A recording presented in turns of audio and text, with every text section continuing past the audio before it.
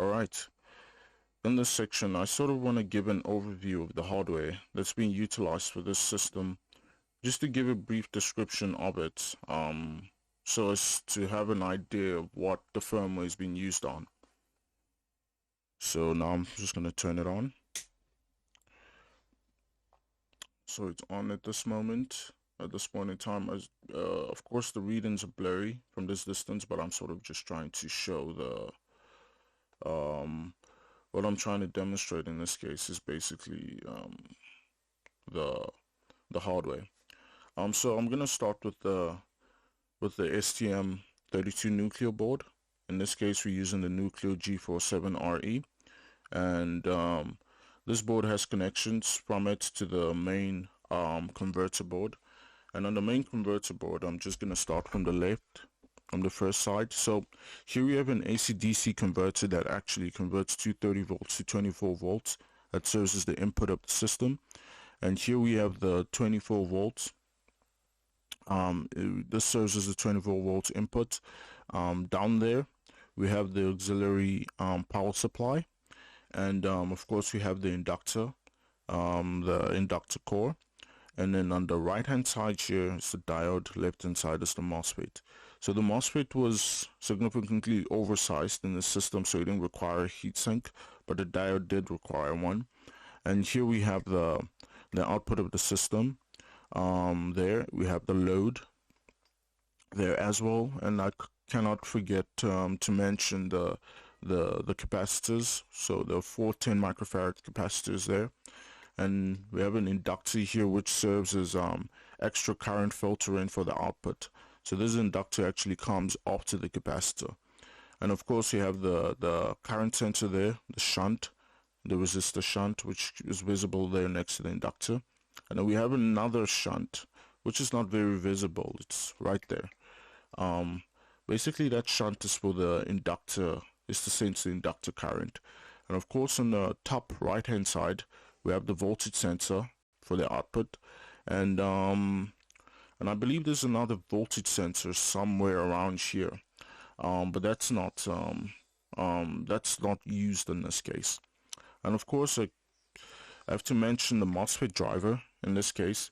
So one could actually use a bootstrap MOSFET driver for this particular application, but I've chose not to do that in this case, because those do have some drawbacks.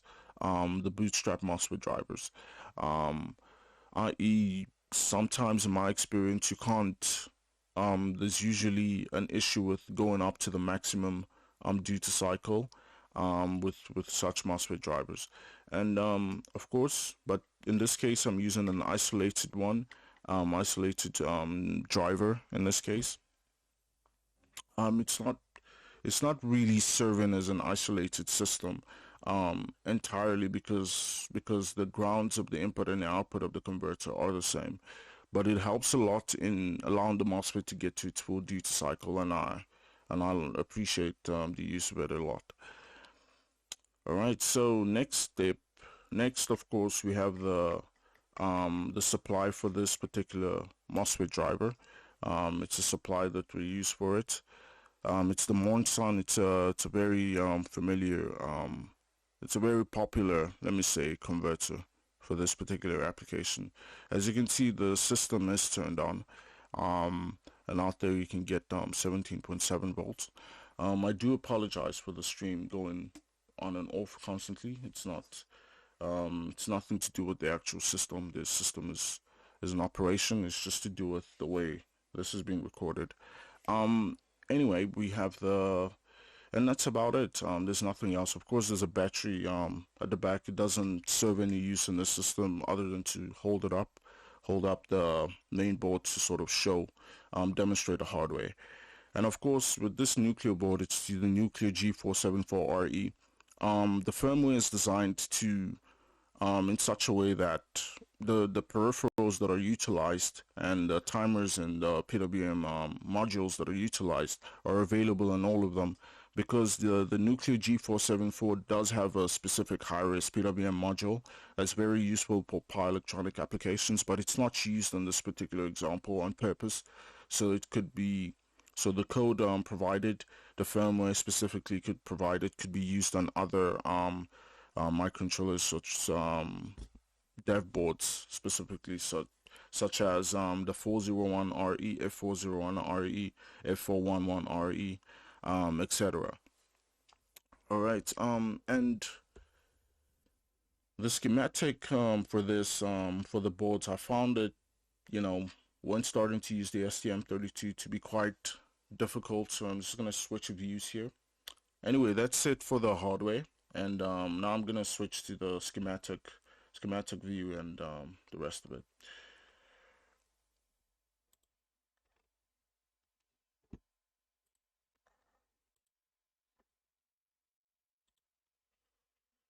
All right, so this is basically the schematic of the system.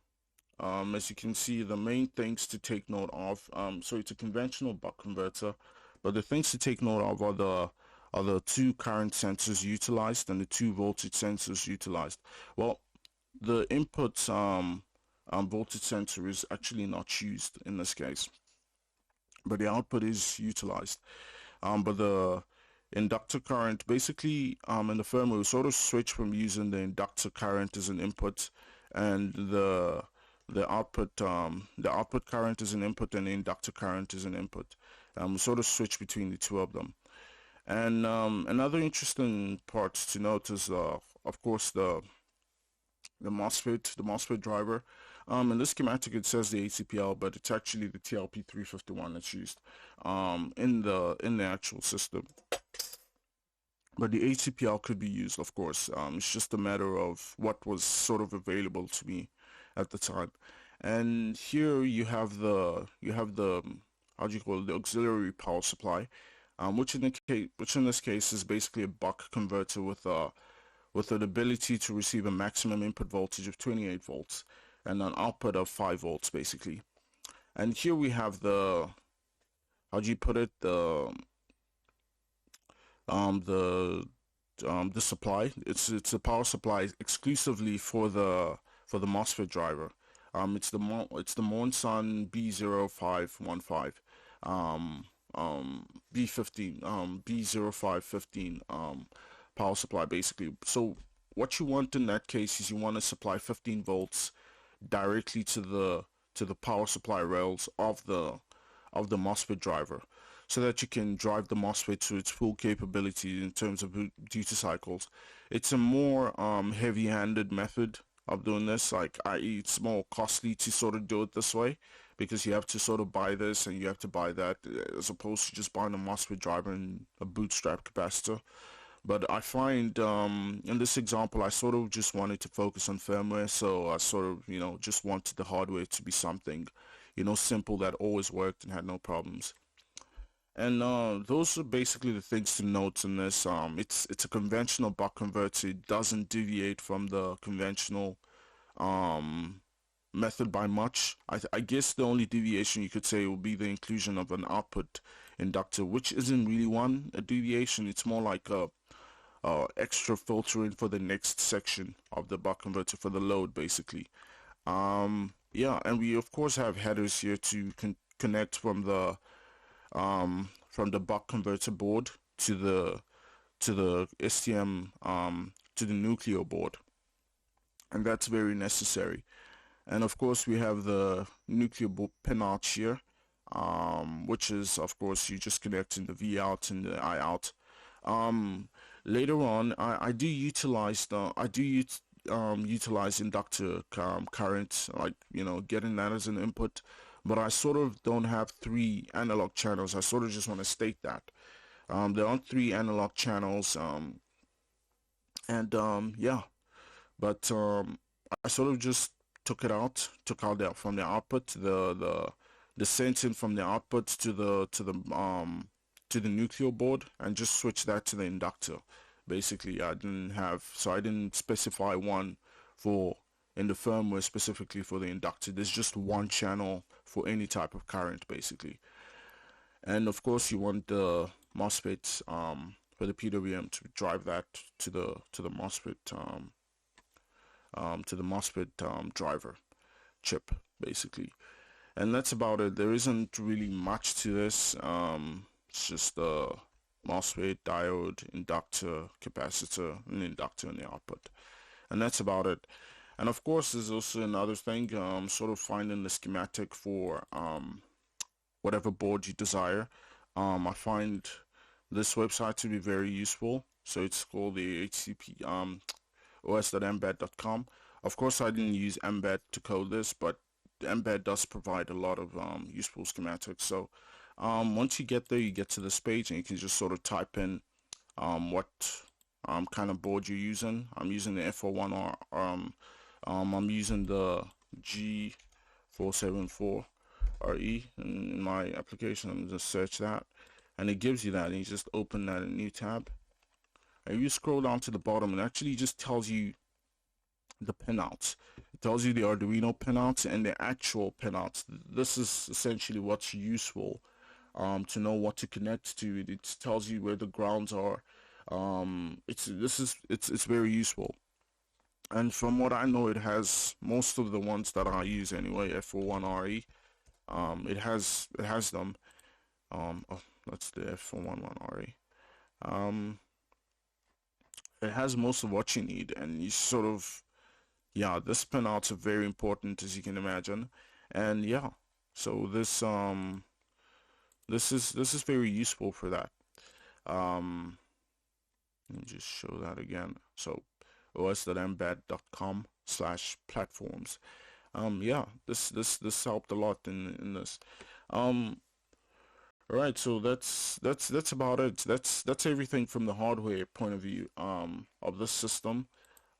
Just so this is sort of to give an idea of exactly what you need. Of course, I'm going to provide the schematic as well, but this is sort of to give you an idea if you are doing voltage control, closed loop control. The focus here, of course, is the firmware. I'm sort of making this almost with the assumption that you have an already a hardware set up already, and you just sort of need to know a firmware step by step on how to control your power electronic converter, and that's essentially the purpose of this entire course. But it should you should know exactly what you're going to be running the firmware on. Um, it shouldn't be a situation where it's sort of there's magic happening, but you sort of don't know what it's been run on, what it sort of looks like. And I just sort of wanted to state that explicitly, that the system is a conventional buck converter, and this is how it's set up. This is what I used, and I believe this current sensor I'm using is the INA 180. INA 180. Yeah, it's the INA 180 B1 B1 is it a B1 or B2? It's in that specific family anyway. I believe it's a Texas Instrument um differential current amplifier. Essentially, that's what it is, and that's what's being utilized here. And the schematic, of course, made available. But yeah, that's about it from the hardware front. And I also want to state that of course, you have in the section describing the octave. I believe there's a the current state of there is 2.125, and those the one actually stated as the rated values of 2.133. Not to worry, that's part of sort of the robustness that you get from the controller. Yeah, you sort of get that from the controller, and that's not such a it won't be such a problem. There's just a little difference there, but it's not a problem. I think I should describe that probably with the additionally with the video. All right. That's about it from the hardware front. All right. I'll see you in the next one.